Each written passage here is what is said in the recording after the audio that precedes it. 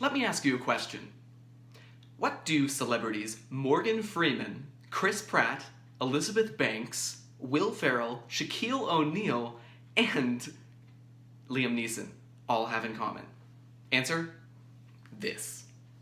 Well, not this one precisely, but if you can see closely enough, you may recognize this as a Lego brick. Hi, I'm Gunnar Pabst. Now, you may be wondering, what do these famous people have to do with Legos? Well, the answer is that they were all voice actors in the 2014 animated hit, The Lego Movie. It's pretty crazy to think that a toy could have such a significant impact upon our culture and society as to warrant a full-length animated film cast by these A-list actors. Well, I'm here to explain a little bit to you about how that came to be. I am a lifelong Lego fan. I started playing with them since, well, before I probably should have been allowed to. I don't recall ever swallowing any, though. And as such, they quickly became a passion of mine. I've also done a little research into the story of Lego and its benefits, as well as experiencing them myself. And I'd like to share a little bit about what I've learned with you today. First, I'm going to tell you a little bit about the history of the Lego company, how they came to be in the first place.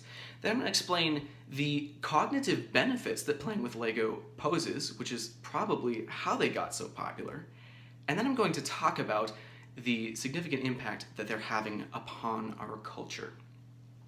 To begin with, what is now the Lego Group was originally a carpentry factory that converted to making wooden toys, started by Ole Kirk Christensen in Billund, Denmark. In 1932, he began making wooden toys, and they became popular, and the company progressed in spite of numerous financial setbacks, including a factory burning down, as well as a supplier canceling an order. Despite these setbacks, the company produced.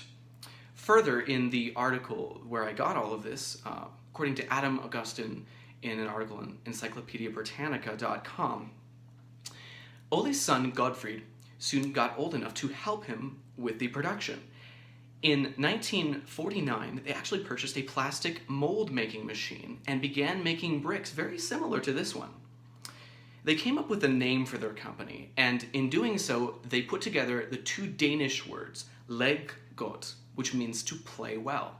By curious happenstance, this is also a Latin verb, which means to put together. 9 years later, in 1958, they copyrighted the brick.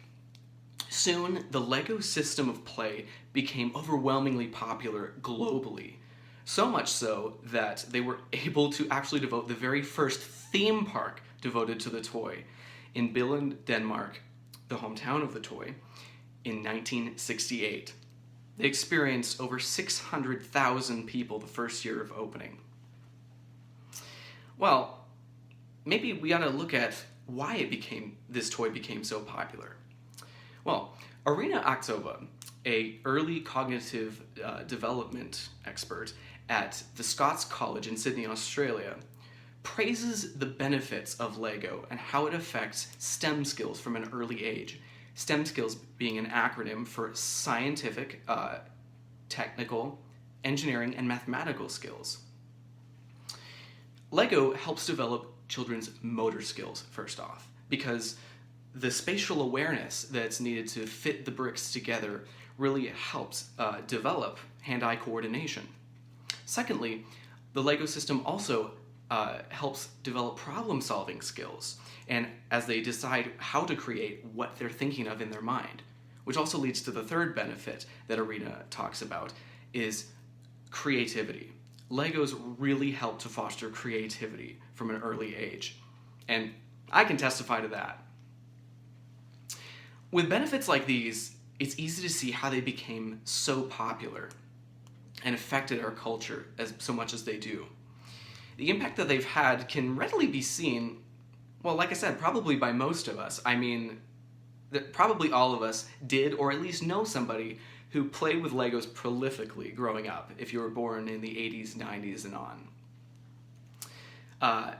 As such, it became such a cultural hit that, as I discussed before, it warranted the making of a multi-million-dollar film, which, along with its spin-off films, became extremely popular globally.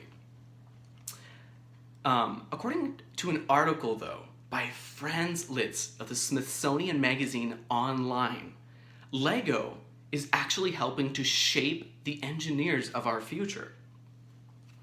He talks about how the Lego system of play, as well as the robotics that are being implemented with them, are really helping to develop innovation in our young, up-and-coming engineering programs.